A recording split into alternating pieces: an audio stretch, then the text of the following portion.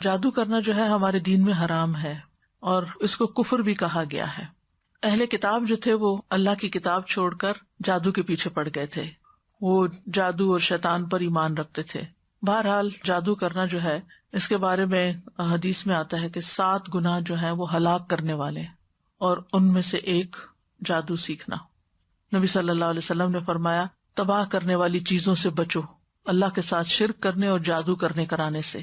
رسول اللہ صلی اللہ علیہ وسلم نے یہ بھی فرمایا کہ جادو کرنے اور کروانے والا ہم میں سے نہیں، یعنی اس کا اسلام سے کوئی تعلق نہیں، یعنی مسلمان یہ کام نہیں کر سکتا۔ پھر اسی طرح علم نجوم کو بھی جادو کی ایک قسم قرار دیا گیا۔ رسول اللہ صلی اللہ علیہ وسلم نے فرمایا جس شخص نے علم نجوم میں سے کچھ حاصل کیا اس نے جادو کا ایک حصہ سیکھ لیا، جتنا زیادہ سیکھے گا اتنا ہی زیادہ جادو میں مبتلا ہوگا۔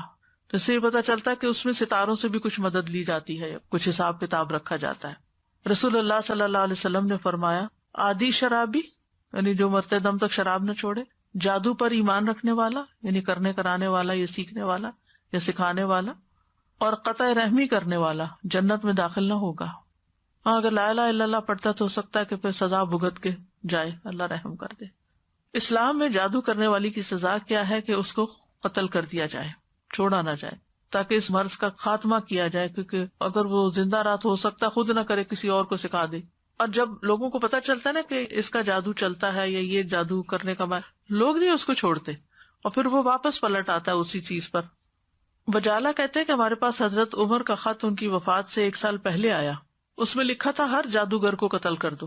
حضرت عمر نے حکم دیا تھا، تو ہم نے ایک دن میں 3 جادوگر مار ڈالے۔ جادو کرنے کی مختلف وجوہات ہوتی ہیں، عموماً دشمنی، حسد، رنجش یا کسی سے انتقام لینے کے لیے جادو کیا کرایا جاتا ہے۔ اس کا مقصد ہوتا ہے کہ دوسرے کو کسی ذہنی یا جسمانی بیماری میں مبتلا کر دیا جائے، کوئی کسی کام کے قابل نہ رہے۔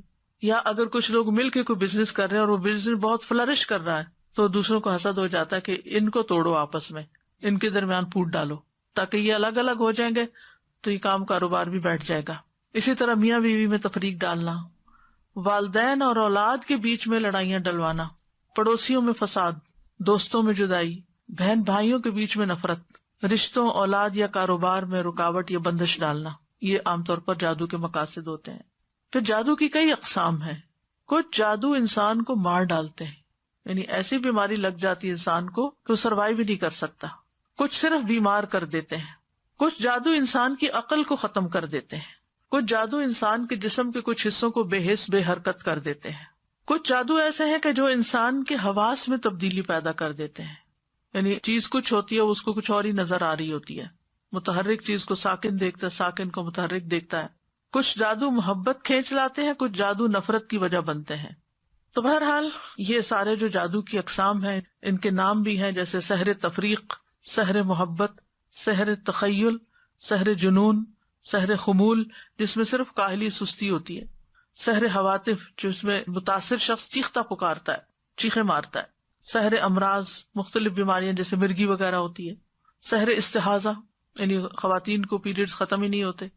پھر جادو کی علامات بعض آہستہ آہستہ شروع ہوتی ہیں، بعض ایک دم اسٹرانگ آتی ہیں، جیسے سستی، گھبراہٹ، خاموشی، تنہائی کی عادت، کسی سے نہیں ملنا، کسی سے بات نہیں کرنی، ذہنی انتشار، حد سے زیادہ چڑچڑا پن، ذرا سی بات پہ بھڑک اٹھنا، کسی کام میں دل نہ لگنا، نماز روزہ عبادت چھوڑ دینا، بغیر کسی بیماری اور وجہ کے سر چکرانا، ڈراؤنے خواب آنا، خواب میں بھی رونا، چیخنا، چلانا، خون کے چھینٹے اور کپڑوں کو کٹا ہوا پانا، خامد بیوی کے درمیان آپس میں کوئی کشش محسوس نہ کرنا، بغیر کسی وجہ کے رشتہ داروں کا آپس کے معاملات میں بگاڑ ہو جانا، یعنی ایک دوسرے سے ملنا جلنا چھوڑ دینا۔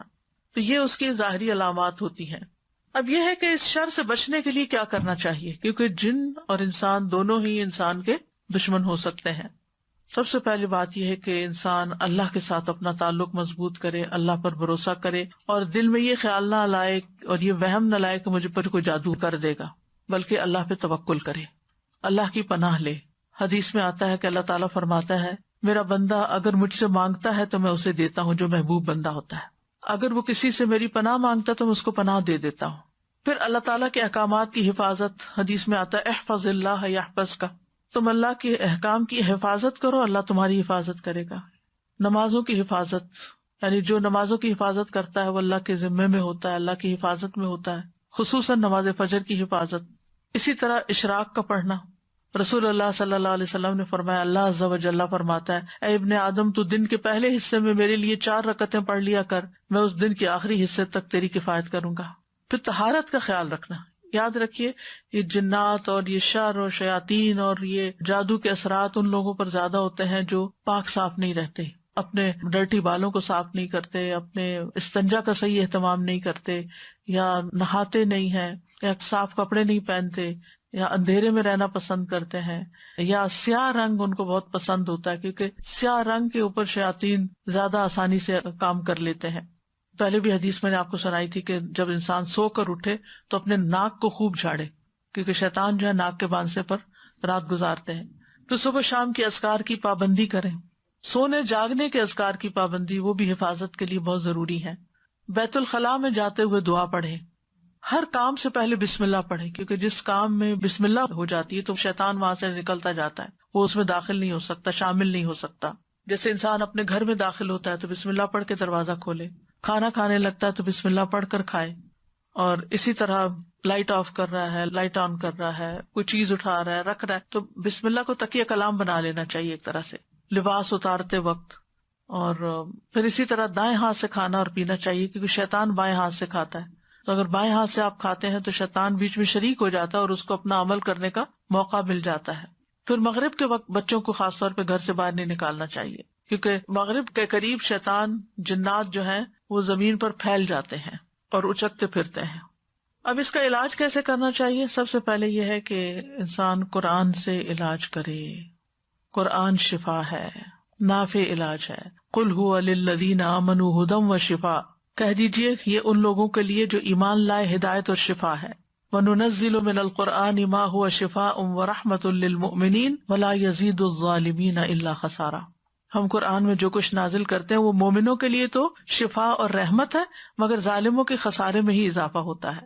حضرت عائشہ سے مروی ہے کہ رسول اللہ صلی اللہ علیہ وسلم ایک مرتبہ ان کے پاس تشریف لائے تو دیکھا ایک عورت حضرت عائشہ کا علاج کر رہی ہے، بیمار جو تھی یا ان کو دم کر رہی ہے.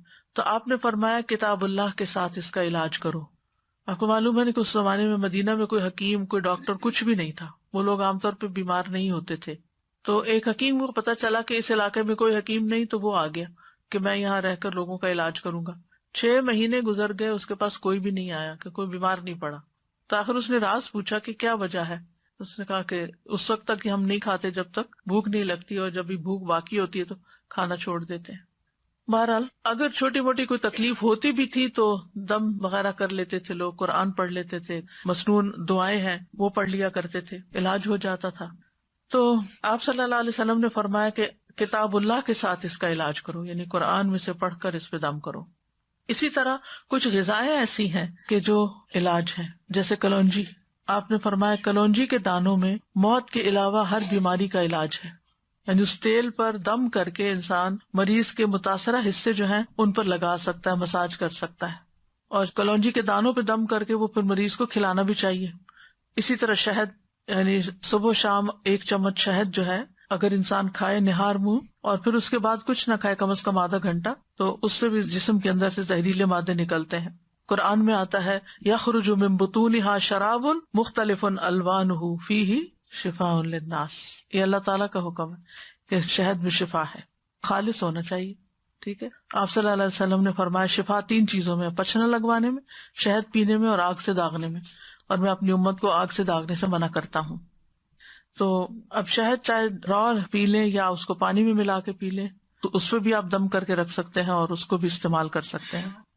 آپ صلی اللہ علیہ وسلم نے فرمایا شفا تو صرف 2 چیزوں میں ہے، شہد لوگوں کے لیے شفا ہے اور قرآن دلوں کی شفا ہے. پھر آب زمزم، جس مقصد کے لیے اس کو پیا جائے تو اس سے شفا ہوتی ہے.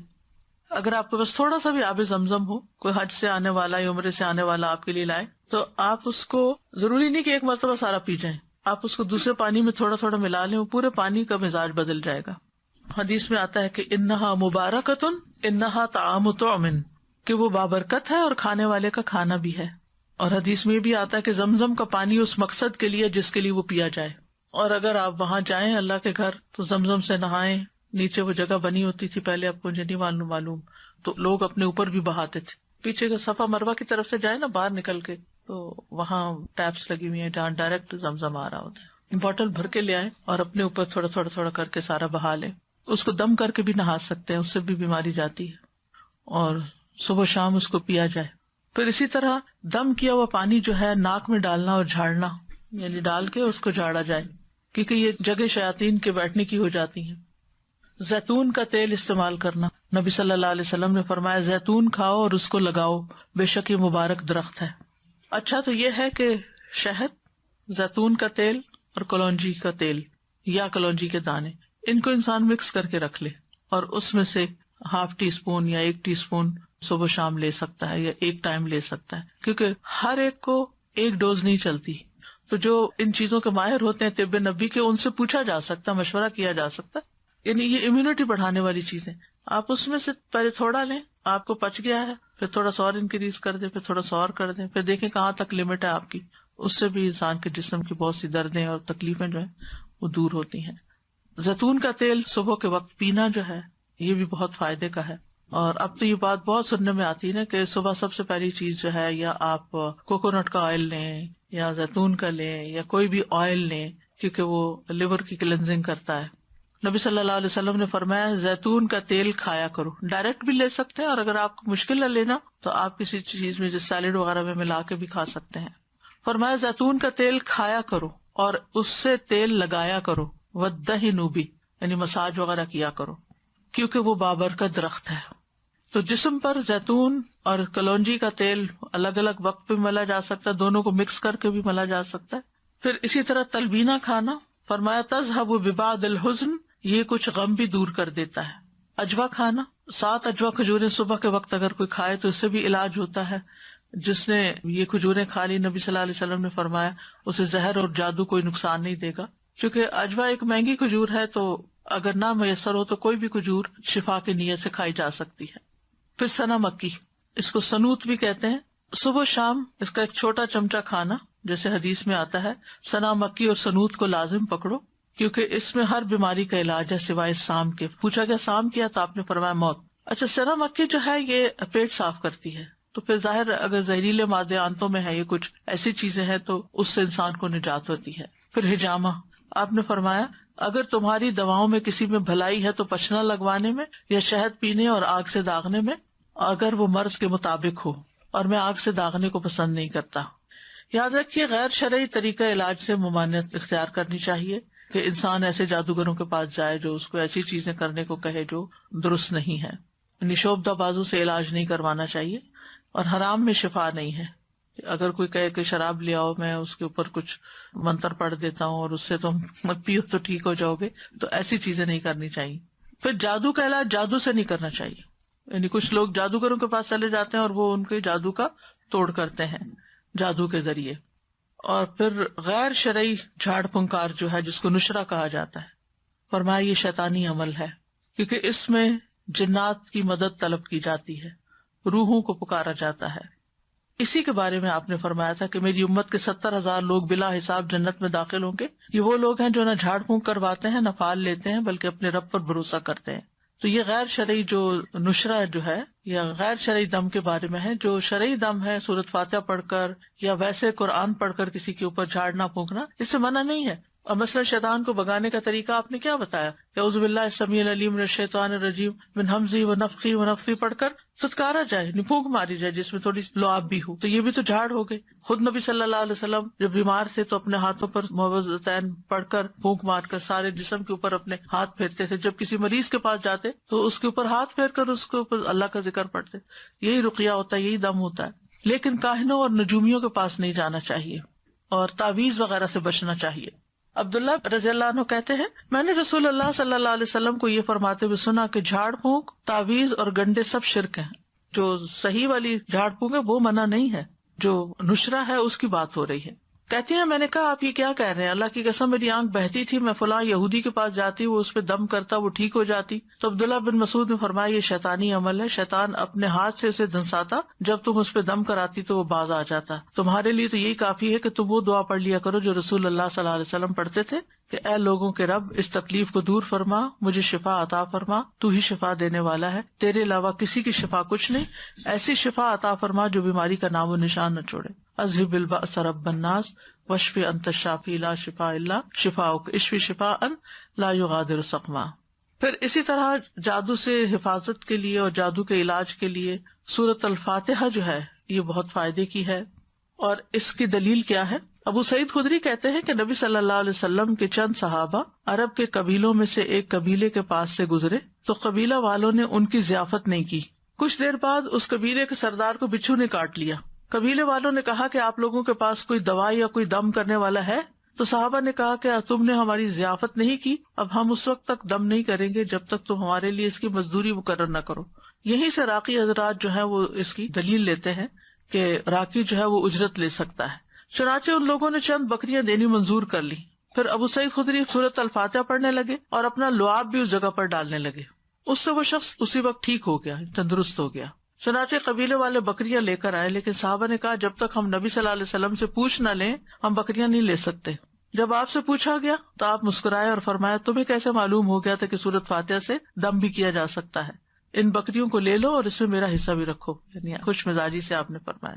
اور یہ اس لیے فرمایا گا کہ لوگوں کے دلوں کے اندر کراہت نہ ہو اس میں۔ تو اس میں آپ دیکھیے کہ بعض راکی اس سے یہ دلیل بھی لیتے کہ وہ 40 بکریاں تھی اور راکی کو 40 بکریوں کی قیمت تک کی قیمت لینے کا جواز ملتا ہے۔ بہرحال اللہ عالم۔ پھر سورۃ البقرہ جو ہے اس کا پڑھنا، نبی صلی اللہ علیہ وسلم نے فرمایا سورۃ البقرہ پڑھا کرو، اس کا پڑھنا باعث برکت ہے اور اس کا چھوڑنا باعث حسرت ہے، اور جادوگر اس کو حاصل کرنے کی طاقت نہیں رکھتے، یعنی اس پہ قابو نہیں پا سکتے۔ تو اس میں کیا کرنا چاہیے؟ روٹین میں روز سورۃ البقرہ کا کچھ حصہ پڑھتے رہنا چاہیے، جب پھر ختم ہو جائے پھر شروع کر لیں، پھر یعنی اور کچھ نہیں تو روزانہ 2 پیجز، یعنی صفحہ ایک صفحہ ادھر ہوتا ہے ایک صفحہ ادھر۔ مصحف عثمانی میں آپ دیکھیں آیت پہ ختم ہوتا ہے نا صفحہ، 2 صفحے ہر روز پڑھ لیا کریں، مثلاً 4 صفحے ہر روز پڑھ لیں، 8 صفحے ہر روز پڑھ لیں تاکہ وہ برکت رہے۔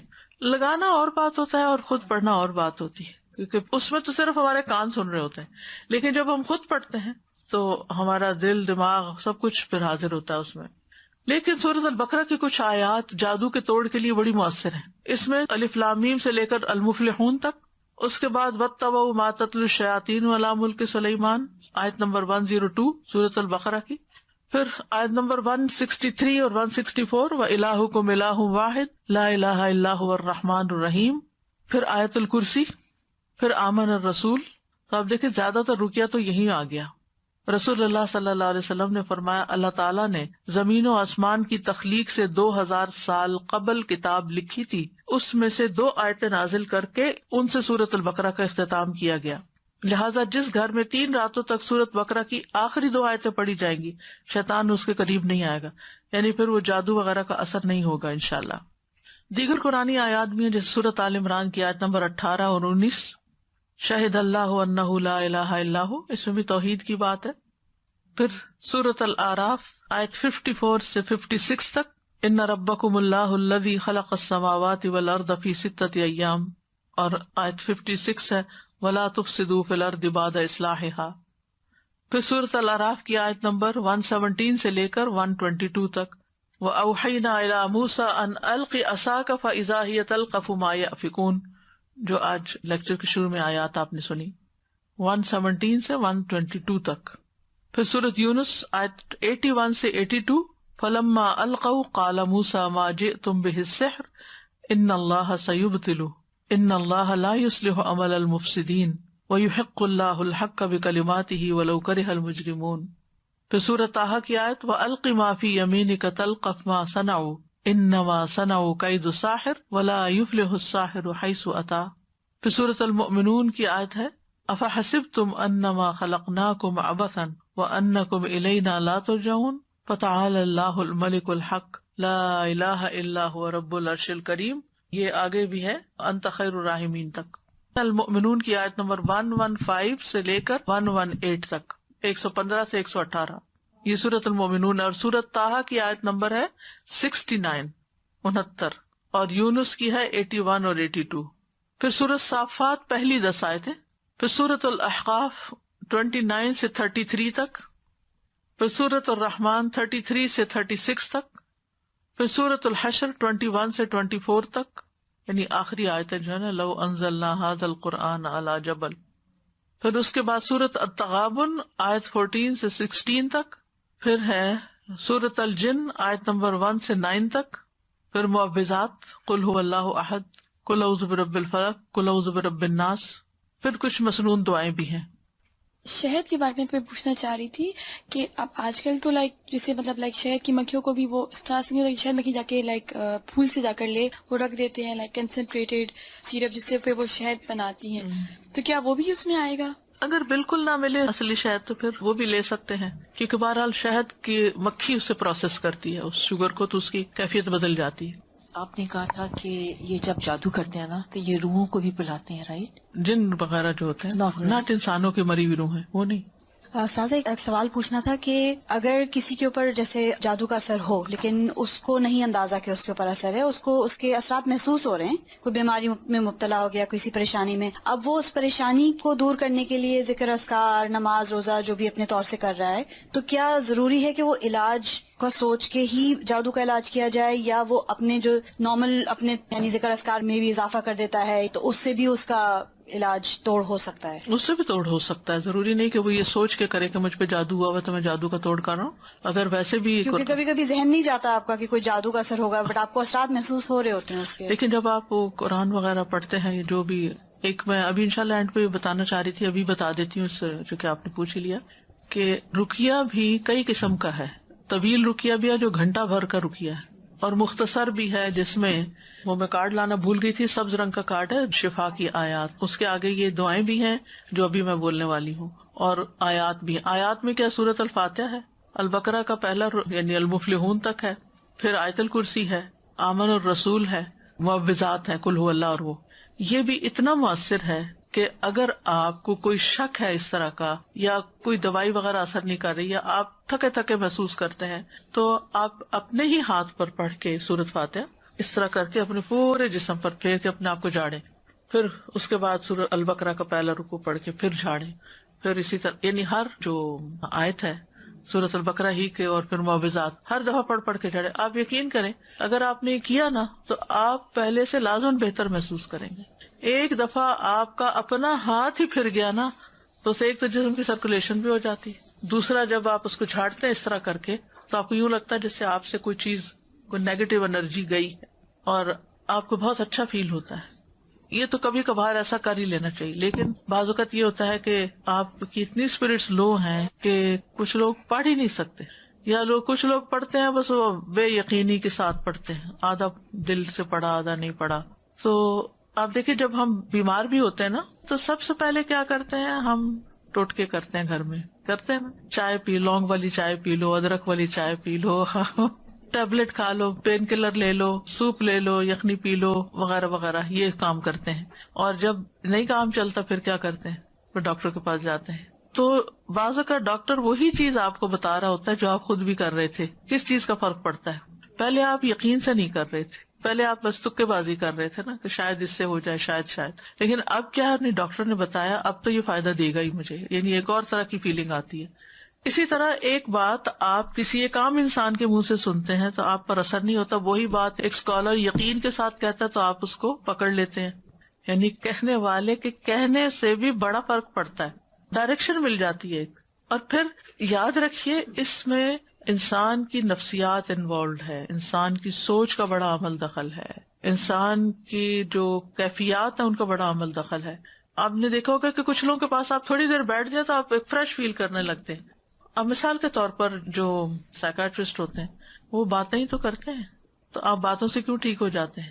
کیونکہ وہ ایسی باتیں کرتے ہیں کہ جو ایک سینس بناتی ہیں، پھر آپ کے اپنے جو کنفیوژن وہ دور ہونے لگتے ہیں، آپ اپنے آپ کو انالائز کرنے لگتے ہیں، پھر آپ اتنا بڑا پہاڑ جو بنایا ہوا ہوتا ہے وہ بالکل چھوٹا سا بنایا جاتا ہے کہ ہاں یہ تو کچھ بھی نہیں تھا، میں نے کیوں اس کو اتنا ہوا بنایا ہوا تھا، میں اس چیز سے کیوں ڈر رہی تھی۔ تو بعض اوقات انسان جو چیز سوچتا رہتا ہے نا وہی ہونے بھی لگتی ہے، اللہ جانتا ہے اس کے پیچھے کیا حکمت ہے۔ جب ہم ایک بات سوچے جاتے تو وہ چیزیں، آج ہی میں سن رہی تھی کسی کا کہ کسی نے کہا کہ یہ بات ریسرچ بیسڈ ہے، یعنی صرف ایسی نہیں ہے۔ وہ کہتے ہیں کہ جو لوگ تیز گاڑی چلاتے ہیں ان کے ایکسیڈنٹس کم ہوتے ہیں بنسبت ان لوگوں کے جو ڈرے رہتے ہیں اور کہتے ہیں کہیں میں ایکسیڈنٹ نہ کر دوں، کہیں میں ایکسیڈنٹ نہ کر دوں، وہ زیادہ ایکسیڈنٹ کرتے ہیں، کانفیڈینس نہیں ہوتا۔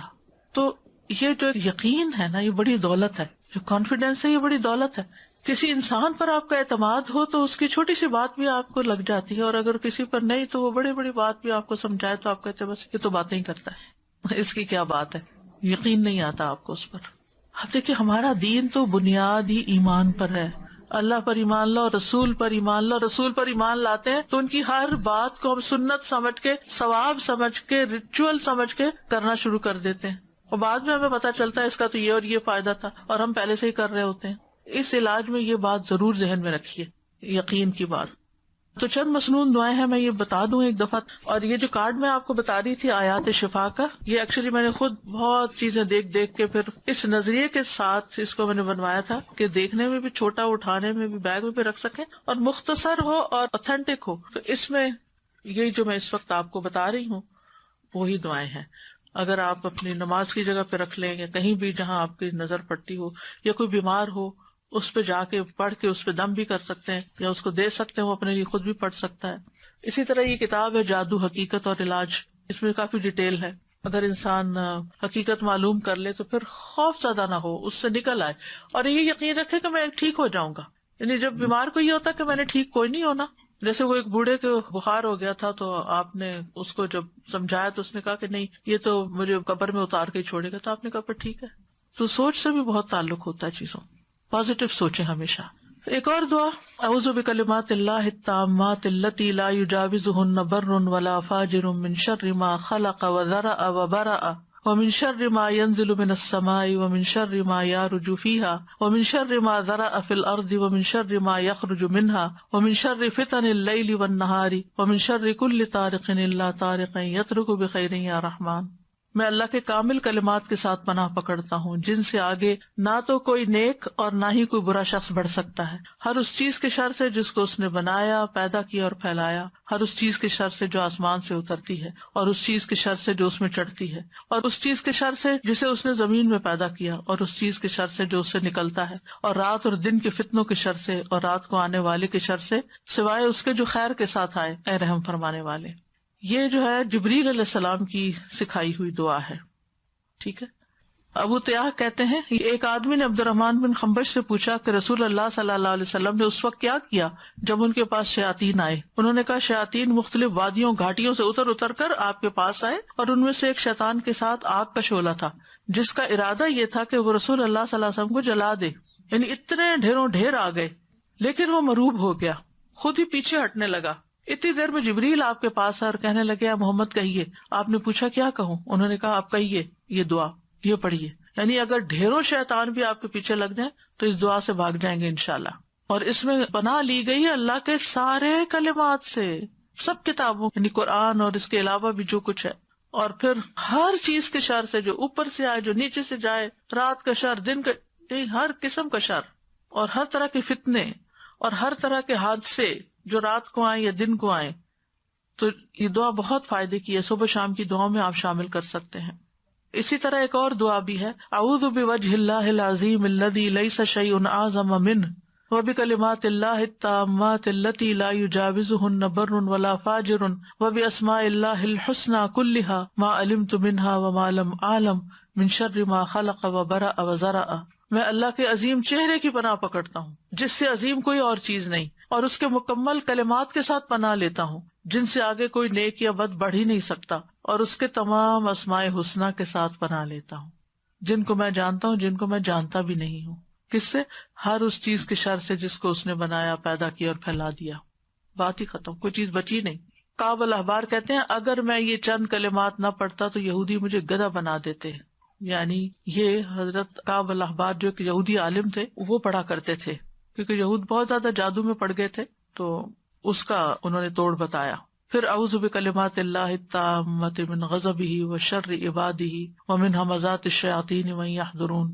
میں اللہ کے تمام کلمات کی پناہ میں آتا ہوں اس کی ناراضگی سے، اس کے بندوں کی شرارتوں سے، شیطانوں کے وسوسوں سے، اور اس بات سے کہ وہ میرے پاس آئیں۔ پھر اعوذ بکلمات اللہ التامات من کل شیطان وہامۃ ومن کل عین لامۃ۔ میں پناہ پکڑتا ہوں اللہ کے پورے کلمات کے ذریعے اور ہر ایک شیطان سے اور ہر زہریلے جانور سے، جیسے سانپ، بچھو وغیرہ، اور ہر نقصان پہنچانے والی بری نظر سے۔ پھر 3 دفعہ شام کے وقت اعوذ بکلمات اللہ التامات من شر ما خلق اور بسم اللہ الذی لا یضر مع اسمہ شیء فی الارض ولا فی السماء وهو السمیع العلیم. پھر اسی طرح اگر آپ دوسرے کو دم کر رہے ہیں تو اللہم رب الناس مذہب البأس اشفی انت الشافی لا شفاء الا شفاء الا انت شفاء لا یغادر سقما، یہ صحیح بخاری کی روایت ہے.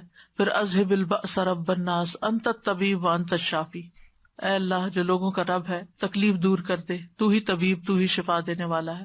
امسح البأس رب الناس بیدک الشفاء لا کاشف لہ الا انت، اے لوگوں کے رب اس تکلیف کو دور کر دے، شفا تیرے ہاتھ میں ہے، تیرے علاوہ کہیں اور سے شفا نہیں مل سکتی. پورا یقین و توکل اور بھروسہ اللہ پہ. بسم اللہ ارقیک من کل شیء یؤذیک من شر کل نفس او عین حاسد اللہ یشفیک بسم اللہ ارقیک، میں اللہ کا نام لے کر آپ پر دم کرتا ہوں ہر اس چیز سے جو آپ کو تکلیف پہنچائے، ہر نفس کے شر سے اور نظر بد سے، اللہ آپ کو شفا عطا فرمائے.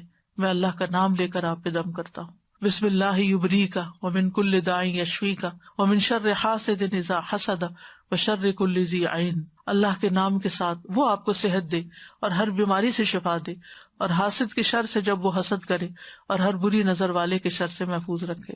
اور اسأل اللہ العظیم رب العرش العظیم ان یشفیک 7 دفعہ پھر پڑھے. میں اللہ عظمت والے سے دعا کرتا ہوں جو عرش عظیم کا رب ہے کہ وہ تمہیں شفا دے دے. تو یہ ہے علاج، آپ خود بھی کریں، اگر نہیں کام چلتا تو پھر کسی ماہر راقی سے بھی کروا سکتے ہیں علاج. لیکن توڑ اللہ کے کلام میں ہی ہے جو کہ جائز بھی ہے اور فائدہ مند بھی ہے، کیونکہ غلط طریقوں سے جادو کا توڑ جادو سے کرانا جو ہے یہ منع ہے. اور بعض اوقات وہ جنات کو اس طرح مدد کے لیے پکارتے ہیں کہ جس میں شرک کا پہلو بھی آ جاتا ہے. اچھا ایک بات یہ کہ جب آپ علاج کرا رہے ہو نا تو کسی سے ذکر بھی نہ کریں، کیونکہ شیاطین پھر اور ہوشیار ہو جاتے ہیں اور مزید اٹیک شروع کر دیتے ہیں بعض اوقات. سادہ جی میں کوشچن بس پوچھ رہی تھی کہ نظر بد اور جادو سیم تھنگ ہے یا ڈفرینٹ ہے؟ نظر بد جادو الگ ہے، نظر بد الگ ہے، علاج ایک ہی ہے تقریباً. السلام علیکم استاذ. جی وعلیکم السلام. میں تھوڑا سا لمبی بات کروں گی، ہو سکتا ہو جائے، لیکن یہ ہے کہ یقین کے لیے سب کو میں آج ہی کا تازہ اپنا واقعہ سنانا چاہتی ہوں. جی سنائیے. میں انگلینڈ سے آئی ہوئی ہوں یہاں پر تو وزٹ کے لیے، تو آج میں آپ سے ملنے کے لیے آ رہی تھی. تو 2-3 دن سے میں یہ پروگرام بنا رہی تھی بہن کے ساتھ کہ مجھے لے چلو، تو میں ساتھ ہی اپنے اندر فیصلہ کر رہی تھی، کسی سے کوئی بات نہیں کی، کیونکہ 15 میں اسلام آباد گئی تھی آپ کے ادارے میں کورس کرنے کے لیے. تو میں وہاں 2-3 ماہ رہی ہوں، تو تقریباً 3 سپارے ہمارے ہو گئے تھے. لیکن یہ ہے کہ اچانک یہ ایک دن نا میرے ساتھ واقعہ پیش آیا کہ میں وہاں ٹوائلٹ میں گئی ہوں، تو وہاں پر نا مجھے جیسے ہی اپنے ہی یونیفارم میں ایک لڑکی نظر آئی ہے سامنے. تو اس نے مجھ سے سٹاپ کرا کے تو پوچھا ہے، تو کہتی ہے کہ آنٹی آپ سارے ایگزام دے رہی ہیں؟ تو میں نے اس کی طرف دیکھا ہے تو اس کی آنکھوں میں نا کچھ یعنی کہ عجیب چیز نظر آئی ہے. تو میں چونکہ کلاس چھوڑ کے آئی تھی، میں جلدی میں تھی، میں نے رکی نہیں اور اس چیز پہ میں نے بادر ہی نہیں کی، تو میں واپس چلی گئی اس کو یہ کہہ کے کہ جی میں دے رہی ہوں ایگزام. لیکن نیکسٹ ڈے سے ہی میرا پیٹ ایسے خراب ہوا کہ میری وہ دوبارہ علاج ہو ہی نہیں سکا. 3 ویک میں میرا 11 کلو سے زیادہ ویٹ کم ہو گیا. جہاں بھی میں گئی جو چیز بھی اندر کچھ جا ہی نہیں رہا تھا، یہاں تک کہ ڈاکٹر نے پھر مجھے یہی کہہ دیا کہ آپ واپس چلی جائیں، یہاں کا پانی آپ کو سوٹ نہیں کیا. میں اور میری بیٹی دونوں ہم تھے وہاں پر. تو بہت دکھ تھا میری بیٹی کو بھی چھوڑ کے آنے کا، مجھے بھی، کہ بہت کوششوں کے بعد میں گئی تھی وہاں یہ کرنے. بہرحال میں واپس آ گئی. مختصر یہاں آ کے بھی بیٹی نے تو اللہ کا شکر ہے کہ کر لیا، آن لائن کر لیا، تو اس کا کمپلیٹ ہو گیا، میں نہیں کر سکی. پھر اس کے بعد چھوٹی موٹی یہ بقرہ وغیرہ اور عمران سورت کی میں نے کورس کیے، لیکن وہ میرا نہیں ہو سکا. میں نے اس چیز پہ کوئی توجہ نہیں دی تھی، لیکن کچھ عرصہ سے میں یہ فیل کر رہی ہوں کہ تب سے مجھے ایسے لگتا تھا کہ میرے برین پہ جیسے ایک ڈھکن بند کر دیا جاتا ہے، میں وہ میمورائز نہیں کر پا رہی قرآن جیسے میں پہلے کرتی تھی. تو میں نے نہیں کیا، لیکن یہ اب کچھ وہم سا کہہ لے، میں نے اس کو وہم ہی سمجھا، اور میں نے یعنی کہ نا یہ سوچنا شروع کیا کہ وہ کیا تھا. وہ مجھے ہر دفعہ پنچ کرتا تھا کہ وہ لڑکی، اس کی آنکھیں، وہ کیا تھا، وہ کون تھا. तो अब मैं कुछ वहम में आई, तो मैंने सोचा कि मैं आपसे जिक्र करूंगी इस चीज का कि शायद मुझे कुछ ऐसा असर है कि उसके इलाज का, लेकिन नजर भी हो सकती है क्योंकि जी। आपकी एज ज्यादा थी आम बच्चियों से, तो उनको अच्छा आप पढ़ रही हैं, आप किस पारे हो रहे हैं, इसी वजह से मैं क्योंकि श्योर नहीं थी, तो लेकिन ये मैंने सोचा आपसे जिक्र करके आपसे पूछूंगी। लेकिन आज सुबह जब मैं नमाज के बाद बैठी तो मुझे यही आप जो हदीस सुना रही हैं याद आई कि वो 70,000 जो कि ना झाड़ पूंछ करते हैं ना कुछ, तो मैंने फैसला किया कि नहीं, मैं नहीं जिक्र करूंगी, मैं अल्लाह ही से वो दुआएं करूंगी। जी सबसे पहला काम यही करना चाहिए कि अल्लाह की तरफ अल्लाह रुजू की करना तरफ चाहिए और रुजू। फिर अल्लाह ताला ही गाइड कर देता है लेकिन मैं इंसान। अब अल्लाह का इतना शुक्र कर रही हूँ, इतना शुक्र कर रही हूँ कि वो कैसे दिलों को जानता है कि मुझे आज नहीं पता था कौन सी क्लास है, मुझे नहीं पता था यहाँ क्या दर्स होगा क्या नहीं होगा, मुझे नहीं पता था कि मेरा इलाज ही अल्लाह ताला आज मुझे दिखा अल्हम्दुलिल्लाह। देंगे। मैं उसकी शुक्रगुजार हूँ। हमारा कल का टॉपिक जो है वो नजर बद से मुतालिक है, नजर बद का इलाज जो है। ठीक है, आज के लिए इतना ही काफी है। व आखिर दावाना अनिल हम्दुलिल्लाहि रब्बिल आलमीन। सुब्हानक अल्लाहुम्मा व बिहम्दिका अशहदु अल्ला इलाहा इल्ला अंता अस्तगफिरुका व अतूबु इलैक। अस्सलामु अलैकुम व रहमतुल्लाहि व बरकातुहू।